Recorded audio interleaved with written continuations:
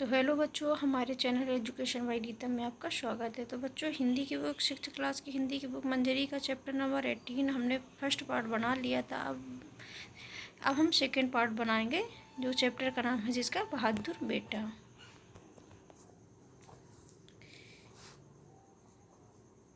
माँ हाँ करते तो हैं, सहसा माँ फिर ध्यान नष्ट हो जाती है और वहीं बैठ जाती है। मधुर उसे फिर झकझोरना चाहती है, लेकिन सहसा रुक जाती है। जैसे दूर कहीं से संगीत का मधुर स्वर उठता है। वह चारों ओर देखती है, तभी एक युवती वहां आ जाती है। उसके वस्त्रों पर रेड क्रॉस का चिन्ह लगा हुआ है। क्या संदीप? युवती बोलती है, क्या संदीप जी का मकान यही है? तो मधुर बोलती, जी। माँ बोलती, आंखें खोलकर, संदीप कहाँ है? संदीप कैसा है वह? माँ पूछती है उस युवती से। तो युवती बोलती है, युवती आप शायद उनकी माँ है, चिंता मत कीजिए, कोई विशेष बात नहीं है। मधुर, लेकिन आप हैं कौन? तो युवती, मैं रेड क्रॉस की सदस्य हूँ। बाहर मेरे बहुत से साथी हैं, हम सब लोग बाढ़ पीड़ितों की सहायता करने के लिए गए हुए थे। आपके पुत्र संदीप जी ने वहाँ बहुत काम किया। अपने प्राणों की चिंता किए बिना उन्होंने सैकड़ों लोगों को बचाया। उनका साहस देखकर हम लोग दंग रह गए। हमारे मना करने पर भी उन्होंने आराम नहीं किया। लेकिन अचानक माँ और मधुर, क्या एक साथ? अचानक क्या हुआ? बोलती क्यों नहीं? उन्हें क्या हुआ?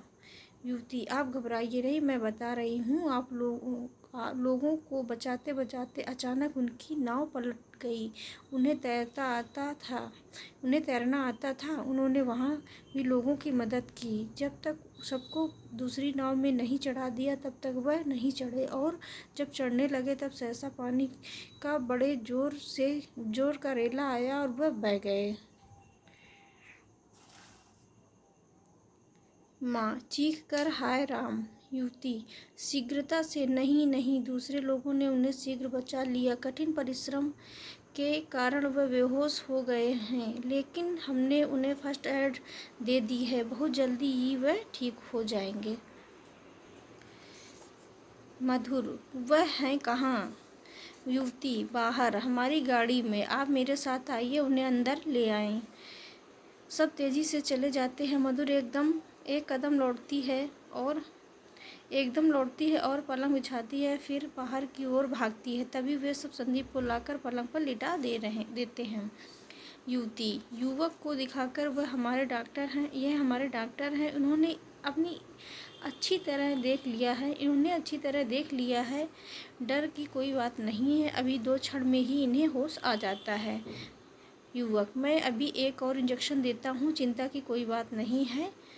आपका बेटा बहुत बहादुर है।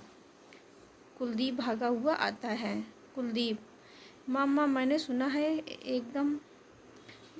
एकदम देखकर, अरे ये तो भैया आ गए।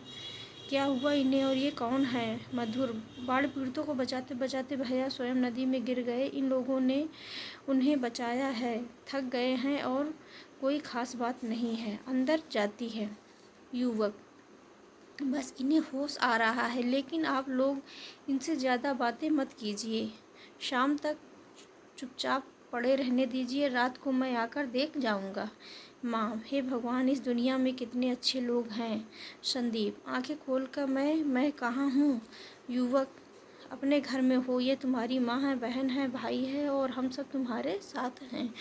कोई अंतरिक्ष में से आकर बचा रहा है, तुम्हारे साथ हैं। संदीप, ओह तुम तो डॉक्टर, मुझे इतना ही याद है कि मैं जैसे डूब गया और कोई अंतरिक्ष से आकर बचा रहा है, वह तुम थे।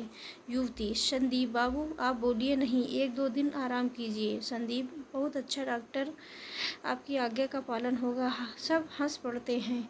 युवक और युवती एक साथ, अच्छा अब हमें आज्ञा दीजिए। माँ, नहीं नहीं, ऐसे नहीं, बिना मुंह मीठा किए तुम नहीं जा सकते। अरे मधुर, वह तो अंदर चली भी गई, शायद चाय बना रही होगी। युवक, माँ हमें तो आज्ञा ही दीजिए। युवक बोलता है, माँ हमें तो आज्ञा ही दीजिए।